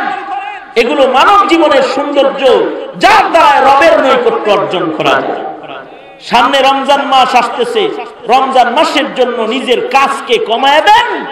ইবাদতের জন্য আপনাকে আল্লাহ বানাইছে, এই সৌন্দর্যকে অর্জন করেন। এইটা হলো মানুষের সবচেয়ে দামি গুণ। যে মানুষটা আবেদ মানুষ, ইবাদতকারী মানুষ, সে মানুষটা দামি মানুষ, সে মানুষটা জান্নাত পাওয়ার উপযুক্ত। সুতরাং আগামী রমজান হোক আমাদের ইবাদতের রমজান, ইনশাআল্লাহ বলেন।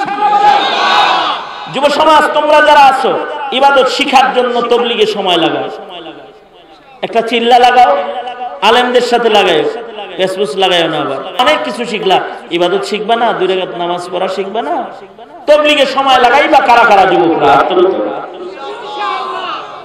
আল্লাহ কবুল করুন। এবার দুনাত তুলে কিছু ওয়াদা করেন, বলেন ইয়া আল্লাহ। হাত তোলেন, দোনোটা তোলেন, ইয়া আল্লাহ আর কোনদিন নামাজ কাজা করব না। এই হাত কই, হাত কই, হাত কই, হাত তুল। হ্যাঁ, সোজা সোজা। আল্লাহ, আর জীবনে কোনদিন নামাজ কাজা করব না, রমজানের রোজা ভাঙবো না। চিল্লা এখন ইনশাআল্লাহ। আমি আসতে বলবো, আপনারা জোরে বলবেন, জোরে বলেন ইনশাআল্লাহ। হয় নাই, পিছনে সামনে ডাইনে বামে সবাই মিলে বলেন ইনশাআল্লাহ। বলেন মিথ্যা বলবো না, জুলুম করব না, আলেমদেরকে গালি দিব না, আলেমদের পেছনে চলবো, আলেমদেরকে ভালোবাসবো। এই জেলে যে আলেমরা আছে এরা গালি খাওয়ার উপযুক্ত, তাই না? হ্যাঁ, কথা কও না কেন? হ্যাঁ, আলেমরা মুহাব্বতের উপযুক্ত। আলেমরা ঈমানের জন্য সর্বোচ্চ কুরবানি প্রদানকারী দল কিয়ামত পর্যন্ত। বলেছেন কে? ইন্নামা ইয়াখশাল্লাহ মিন ইবাদিহিল উলামা। আলেমদেরকে ভালোবাসবো ইনশাআল্লাহ। সোজা করেন, বলেন আলেম আছে যেখানে। হ্যাঁ, আমি বলবো আলেম আছে যেখানে, আপনারা বলবেন আমরা আছি। আলেম আছে যেখানে, আলেম নাই যেখানে, আলেম আছে যেখানে, আলেম নাই যেখানে, ইনশাআল্লাহ। এই দিনাজপুরে আর একটা বড় ফিতনা হলো কাদিয়ানির ফিতনা। এই বিষয়টা কি আপনারা সবাই জানেন? আপনাদের দিনাজপুরের একটা বড় সমস্যা কাদিয়ানি সমস্যা। এই যে আমি কই যেন দিনের বেলায় প্রোগ্রাম করে আসলাম চেরির বন্দরের পাশে, ওখানে কয়েকটা ফ্যামিলি কাদিয়ানি হয়ে গেছে। তার মানে হলো তারা মির্জা গোলাম আহমদ কাদিয়ানিকে নবী হিসেবে মানে। আমাদের নবীজির পরে আর কোন নবী, জোরে বলেন, আমাদের নবী শেষ নবী। বলেন আমাদের নবী কি নবী? শ্রেষ্ঠ নবী, শেষ নবী। আমাদের নবীর পরে আর কোন নবী নাই। কিয়ামত পর্যন্ত যত মানুষ নবুয়তের দাবি করবে এরা সব কাযযাব, মিথ্যাবাদী, কাফের।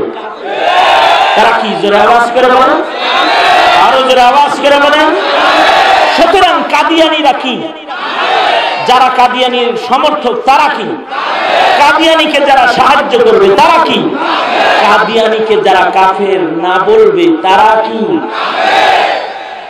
সুতরাং দেখেন, আমাদের শিক্ষা সিলেবাস এত দুর্বল, এখানে গোমাতা শিখানো হয়, নবী শিখানো হয় না। কিসমত আমাদের, ভাগ্য আমাদের, আমাদের কিসমত যে 90% মুসলমান যেই দেশে বসবাস করে, এই দেশের শিক্ষা সিলেবাসে নবীকে চিনার, বুঝার, নবীকে মানার স্পৃহা কায়দাকারী কোনো লেখাপড়া নাই। পর্দাকে তিরস্কারের লেখাপড়া ঠিকই আছে, কিন্তু দ্বীনকে গ্রহণ করবে সেই লেখাপড়া নাই। অপসংস্কৃতি শিখার আয়োজন আছে, ললিত কলা আছে, আল্লাহু আকবার, নারায়ে তাকবীর, আজানের ধ্বনি নাই। আজানও দিতে পারে না মুসলমানের বাচ্চা, আজান দিতে পারে না, না ইকামত দিতে পারে, না আজান দিতে পারে। মুসলমানের সন্তান কিন্তু ঢোল বাজাইতে পারে, কারণ ললিত কলা তো বাধ্যতামূলক। নাচতে পারে, ছেলে নাচে, মেয়ে নাচে, বাপ নাচে, মা নাচে, নাচে, কারণ এটা তো ললিত কলা তো এখন প্রতিটি শিক্ষাঙ্গনে বাধ্যতামূলক, প্রাইমারিদের। অথচ এই প্রাইমারিতে কালেমা বাধ্যতামূলক নাই, এরা কালেমা পড়া জানে না অনেকে। এই চ্যালেঞ্জ করে গেলাম, চ্যালেঞ্জ করলাম, এই সব কেরামান কাতিবিনদের সামনে চ্যালেঞ্জ করতেছি। আপনার গ্রামে আপনি ঘুরেন, মৌলবী 3 জন নিয়ে 50 ভাগের বেশি সন্তান এমন পাবেন যারা কালেমা শুদ্ধ করে উচ্চারণ করতে পারে না। চ্যালেঞ্জ করলাম, আপনারাই তো এই মুসলিম সন্তানের পিতা, আপনারাই তো এই মুসলিম সন্তানের মা, কেন আপনার সন্তান কালেমা পড়তে পারে না? হিসাব দিতে হবে আল্লাহর আদালতে, হিসাব দিতে হবে। কোন দায়িত্ব নাই, সব দায়িত্ব মোল্লাগের করছে। কালেমাও পড়ান জানেন না, কাদিয়ানিও চিনান না। সঙ্গত কারণে সন্তান কাদিয়ানি হয়ে যাচ্ছে, নাস্তিক হয়ে যাচ্ছে। মুসলিম ঘরে জন্মগ্রহণ করে এমন সব কথা মুসলমানের মুখে উচ্চারিত হয় যা ঈমান বিধ্বংস করে, ঈমানি জিন্দেগিকে বরবাদ করে ফেলে। মুসলমানের আওলাদ হয়ে এগুলো বলে। সুতরাং আমি বলবো নিজের সন্তানকে দুনিয়ার যত শিক্ষা আছে সব শিক্ষার মূল তন্ত্র হলো পেট, এছাড়া আর কিছু না। ইসলাম এমন শিক্ষা, দ্বীন এমন শিক্ষা যে শিক্ষার মূল টার্গেট হলো ঈমান, আল্লাহ পর্যন্ত পৌঁছা, এটা হলো মূল টার্গেট। আর দুনিয়ার যত শিক্ষা আছে এগুলোর মূল টার্গেট হলো পেট পেট পেট পেট পেট, পেট বাঁচাও, দেশ বাঁচাও, বাস এটাই। আর ইসলামের মূল টার্গেট হলো বান্দাকে রবের কাছে পৌঁছানো, এটা হলো ইসলাম ধর্ম শিক্ষা। সুতরাং নিজের সন্তানের ধর্মীয় শিক্ষাকে নিশ্চিত করুন, ইনশাআল্লাহ বলুন। যারা বিয়ে করছেন, যারা করেন নাই, যাদের ঘরে সন্তান আছে, আপনারা আপনাদের নিজ জিম্মায় আপনাদের ঘরের সন্তানের ঈমান বাঁচানোর দায়িত্ব নিলেন। এই দায়িত্ব কি আমি দিছি না আল্লাহ দিছে? কু আনফুসাকুম ওয়া আহলিকুম নারা, কার ভাষ্য? আল্লাহ। নিলেন তো দায়িত্বটা, বুঝা নিছেন তো, বুঝছেন তো ইনশাআল্লাহ। ওয়াদা করেন তাহলে দাও।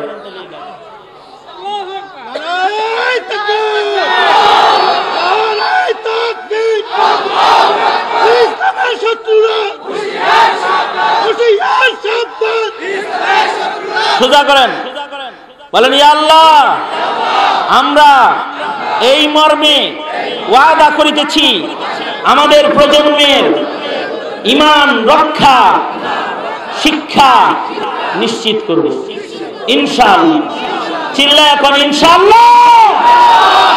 সোজা করেন। একটা কাম করি, এতবার হাত তোলাইতেছি, কিছু কাম না করলে হাতেও খুশি হইতো না। মুট করেন, ছাড়েন, আবার দেন, আবার ছাড়েন। এরকম খুলেন তো দেখি, একটু নাড়ান তো দেখি কিরকম দেওয়া যায়। আস্তে আস্তে না, এরম এরম করেন, আস্তে আস্তে নাড়ান, আস্তে আস্তে। কি সুন্দর বাগান গো।